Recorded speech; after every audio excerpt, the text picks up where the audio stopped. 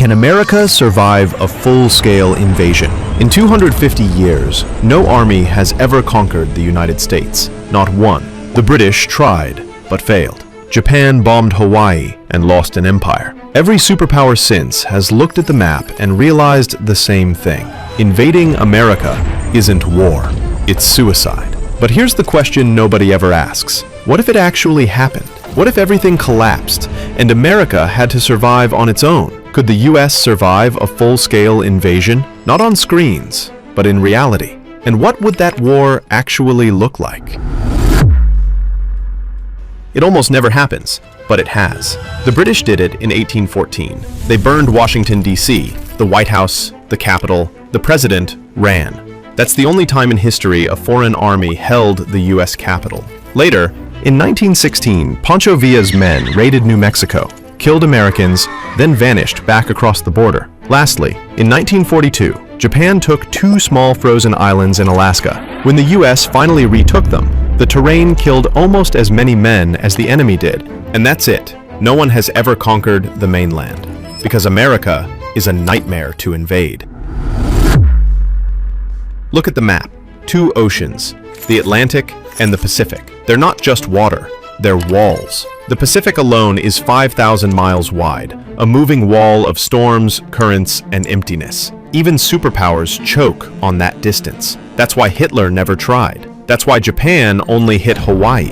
It's too far, too hard, too costly. During World War II, when the US tried the reverse, invading across the Pacific, it took 3 years, tens of thousands of ships, and entire floating cities of fuel. That's how impossible a trans-ocean invasion really is. Even modern militaries know the math. A single carrier group burns millions of gallons of fuel per week. Crossing 5,000 miles means weeks of exposure to satellites and subs. But say someone somehow made it. Beyond those oceans waits a land built like a fortress, not by generals, but by geology.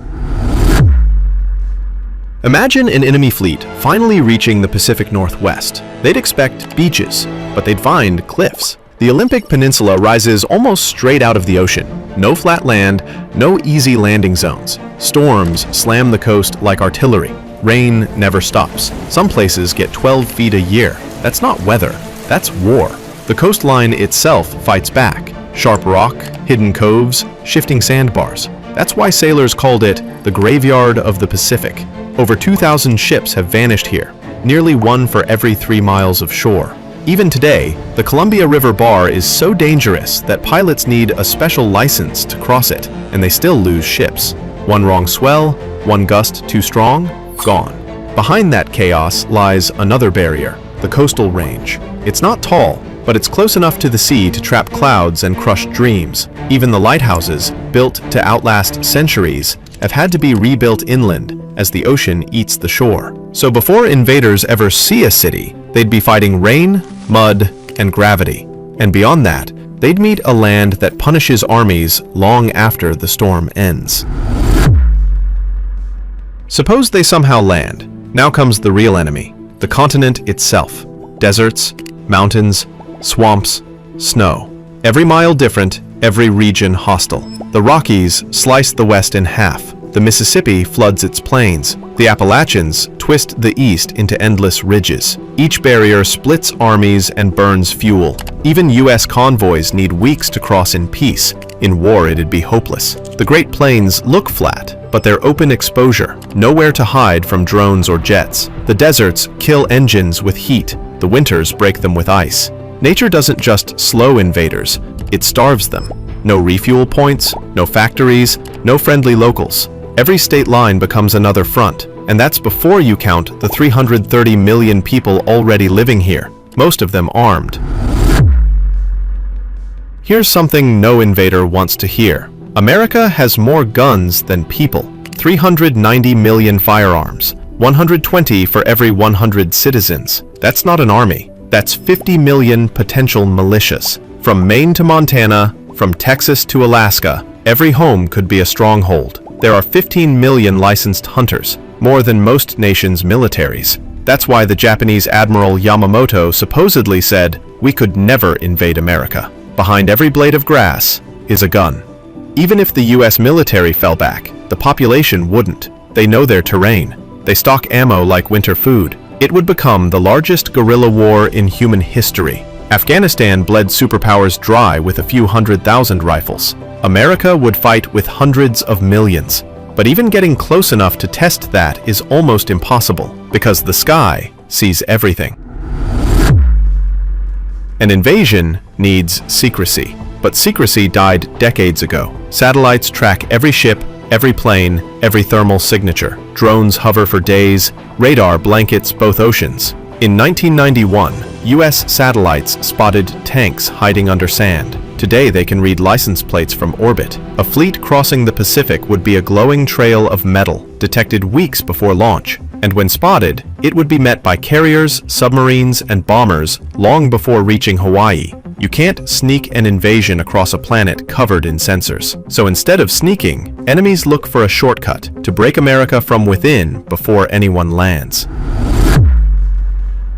If anyone ever hopes to invade, they'll start digitally. Cyber attacks, kill the grid, crash the stock market, scramble GPS and air traffic systems. One EMP blast and cars stall, planes drop, power dies. Suddenly, 21st century America turns 19th. Then comes disinformation, fake news, fake outrage, fake enemies. Turn neighbors into rivals. Distract the country while you move your pieces. That's the new invasion plan. Because dividing 330 million minds is easier than crossing 5,000 miles of ocean. And if that fails, the only cards left are doomsday ones. Weapons meant to end everything, not win anything. Bioweapons, viruses, anthrax, plague, fire that erases cities in minutes. But conquer what after that? A wasteland? Even using them is suicide. America's second strike arsenal guarantees mutual extinction. If the mainland burns, the attacker burns with it. So instead, enemies posture, threats, missiles, parades. None of it crosses those oceans, because they know what waits. The largest, most battle-tested military in history, backed by land that kills invaders faster than soldiers can. Russia? They can't even hold Ukraine. China? Huge army, but no combat since 1979. Meanwhile, America has fought for a century, from Europe to the Pacific, from deserts to jungles. Every war refined logistics, tech, and command. The Navy sails 11 carriers. The rest of the world combined has half that. The Air Force can strike anywhere on Earth in hours. Every US state has a National Guard unit that knows every bridge, every back road. Even if someone landed troops, reinforcements would fly in from Guam, Japan, Germany, within a day. Borders? Allies. Oceans? Shields. People? Armed. Tech?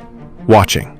That's why no one tries. Because the only thing that could ever conquer America is America itself. Division, hatred, civil war. Lincoln warned it. If destruction be our lot, we must be its author and finisher. If America ever falls, it won't be to tanks or ships. It'll be to arguments, algorithms, and echo chambers. So, could a foreign power even invade the US? They could try, but it would be the bloodiest gamble in history. Oceans would swallow fleets. Airstrikes would torch convoys. Civilians would fight in the streets.